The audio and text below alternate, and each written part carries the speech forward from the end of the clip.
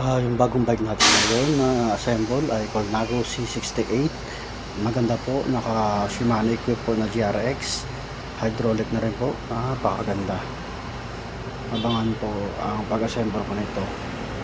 Napakaganda nito, naka Colnago, napakaganda po.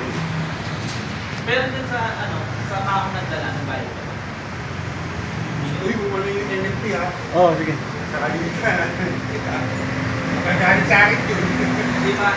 Colnago. Baka mamaya.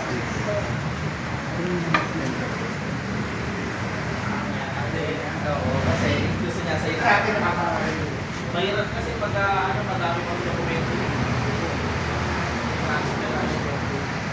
Babayaran niya kami. Siya pa magbabayad. Nakahap muna po yung cargo na shipos niya. Ibig sabihin mo, kung may Pogi-pogi.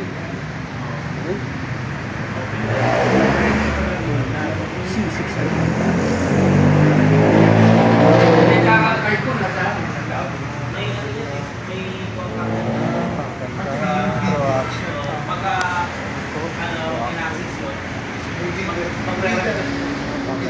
magre-reflect sa email nila eh. Diretso yan pagka-scan mo ng ano yan eh. Diretso sa builder yan, tapos diretso sa kanyang email niya. Sa kanya.